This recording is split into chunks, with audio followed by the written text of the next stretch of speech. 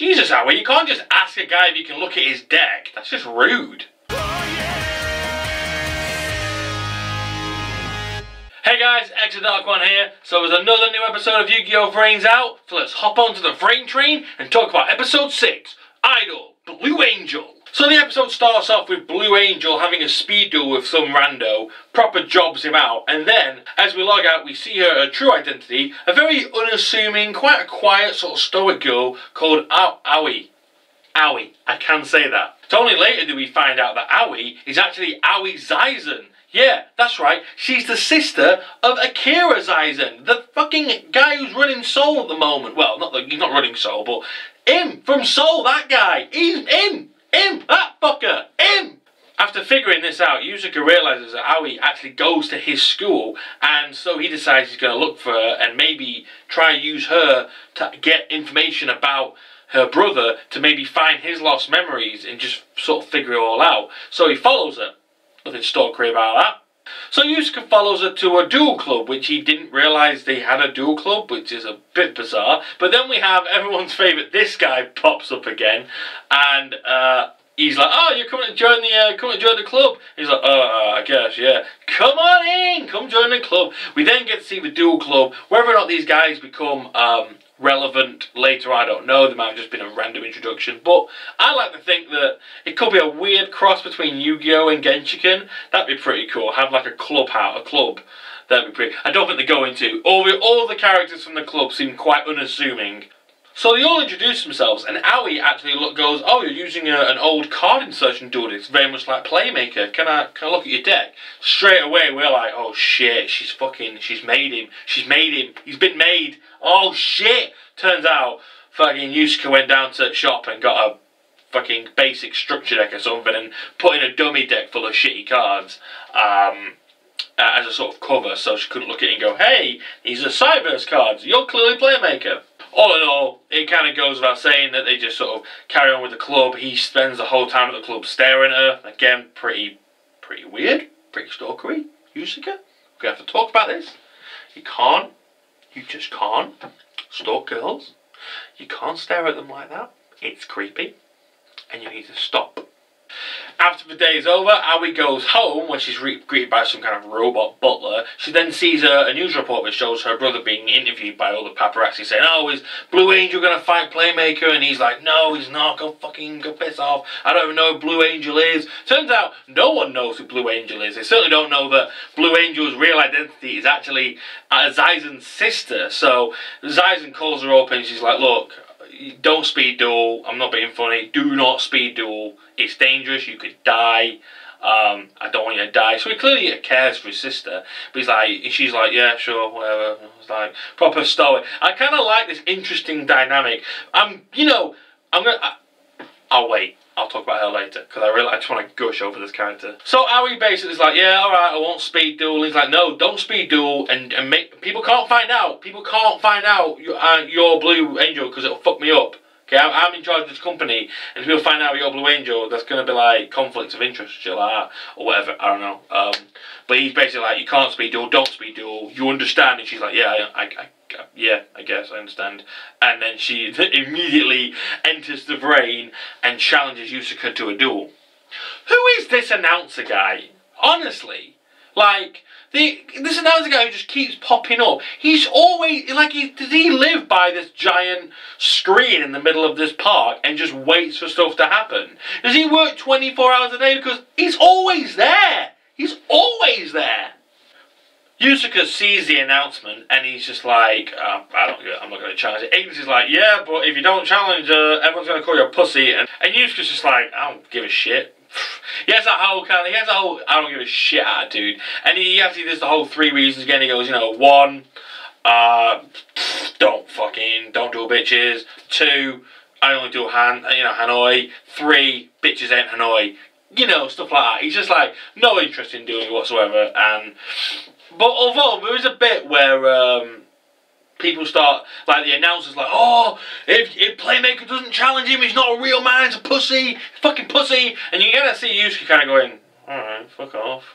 Like you kind of see that he kind of it affects him more than he lets on, is what I'm saying, and I think that's quite interesting. But yeah, essentially he's like, nah, I don't really give a shit, I'm not going to accept the challenge, so fuck this shit, I'm out. However, after issuing the challenge to Playmaker, Awie's actually spotted by Revolver, and he's like, this could be interesting, and some guy's like, we could use her. Eventually, this guy, who I can only describe as like fucking the Yu-Gi-Oh equivalent of G-Man from Half-Life, comes along and is like, I'm a really big fan of yours. Really big creepy eyes, like, I'm a really big fan of yours. I'm such a big fan of yours, Blue Angel. And she's just like, fuck off, mate, you're not a fan of mine. He's like, no, I really am. I'm such a huge fan, I just want you to defeat Playmaker. That's all I want.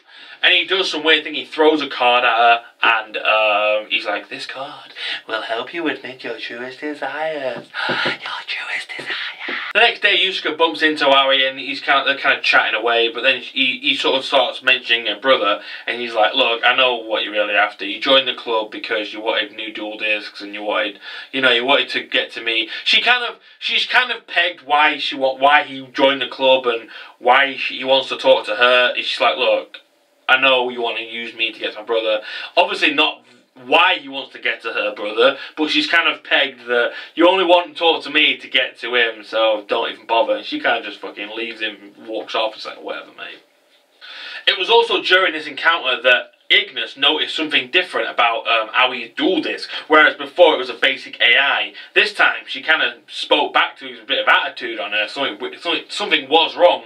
Ignis tries telling Yusuke, and he's just like, shut the fuck up, man. I'm trying to score. He didn't say that, can you imagine? He basically says, no, shut the fuck up. And ignores him, basically. As they're in class, Ignis then goes, oh shit, there's fucking Nasa Hanoi. They've appeared. Yusuke, we've got to get going, mate. Hanoi, and he's like, fucking hey, let's get going. So they fucking hop into the Vrains, which I've now figured out is something to do with a dual disc. It doesn't matter where you are, you can just, your dual disc enters you into the Vrains, I'm guessing.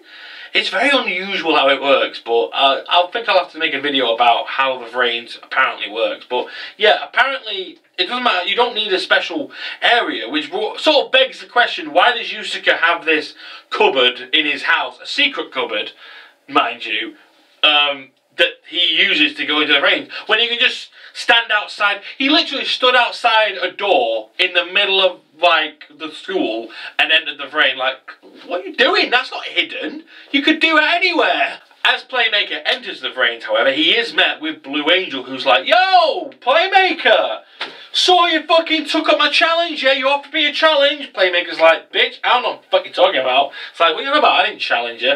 Turns out Ignis had actually challenged Blue Angel. He sent her a message saying, lol, could beat you in a duel, lol, hashtag, go fuck yourself, bitch, hashtag, bitches belong in the kitchen, hashtag, fucking, only men can duel. Really sexist shit, yeah. Oh my god, he doesn't, can you imagine? But yeah, turns out, Ignis has set this whole duel up because he's like, yeah, look, mate, I was trying to tell you that there was something really salty about fucking this duel disc, and I'm telling you now, I tried telling you before, but you was like, no, you wanted to be all stoic and fucking hardcore. Well, I'll tell you what, mate, this is Ignis now having a right going off script, saying, oi, prick, tried telling you about this and you ignored me, so I made this happen. So, essentially, yeah, Ignis set the duel up, said there was something really weird, and he reckons it is nice of Hanoi. He's like, look, I don't know what it is, but there is something bizarre going on with her, so you need to duel her. I think it's Hanoi, you need to get it sorted. The episode ends with Playmaker hopping onto his D-board and essentially beginning to start the duel. And that's how the episode ends, just as the duel started. Just how it started. Guys, all in all, I really like this episode. Again, it was another sort of character building episode. It was nice seeing different characters. Again, it was nice seeing, like, Yusuke. I like, because look at the kind of character Yusuke is, it's nice trying to see him interact with people and be more social, because you can tell he's a very fish out of water. It was reminiscent to when Yugi sets up a date between Yami and Taya, and Yugi's like proper out of place, he's like really uncomfortable, but then Taya like gets him talking about dueling and then he sort of relaxes. But all in all, it's fun seeing Yusuke put in those situations where he just has no idea what he's doing. Now I want to talk about Aoi, and I gotta say, she's the way she's going. She's on the right tracks to being not just my favourite female Yu-Gi-Oh protagonist, but arguably maybe the best Yu-Gi-Oh female protagonist, because they've got this really interesting dynamic with her. Like, she plays, Blue Angel, who's this idol, and she's like proper energetic and just happy and joyous, and people love her, and she's just she's marvelous and fantastic, and she exudes this energy, this it just radiates off her. And then you see the real Aoi, and you kind of like, there's more to her like that. She has a bit of a big brother complex. She just wants to please the big brother.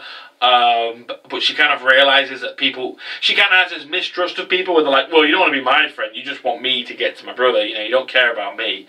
So it's a very interesting dynamic, and I really hope they explore more into that. I hope to delve more into that character. I really liked watching this episode, because I got to see this character sort of unfold. She's nothing, she's like two different people, and she has this, it's just that whole twin dynamic of her, like, is Blue Angel who she really wants to be, or is she trying to be this, is this who she really is, and this is, but her brother's like, no, but you have to be this person, you can't be the Blue Angel, you've got to be this person, but the only way she can be her true self is through Blue Angel. It's such an interesting dynamic, and I really can't wait to see more. So I really like this episode because it introduced Aoi, and I'm really happy that they're going for this quite interesting dynamic. I really didn't want Blue Angel to be like she was. Like, when I saw Blue Angel, I was like, she better not be like this in real life. That'll be really annoying, and it'll wear thin. Fortunately, it hasn't gone down that road. They're making her a bit different, so I'm quite happy. Overall, I, again, didn't see the preview, so don't spoil it in the comments below. But I'll see you next time, because overall, I fucking love this episode. But until then, take care, guys, and bye-bye.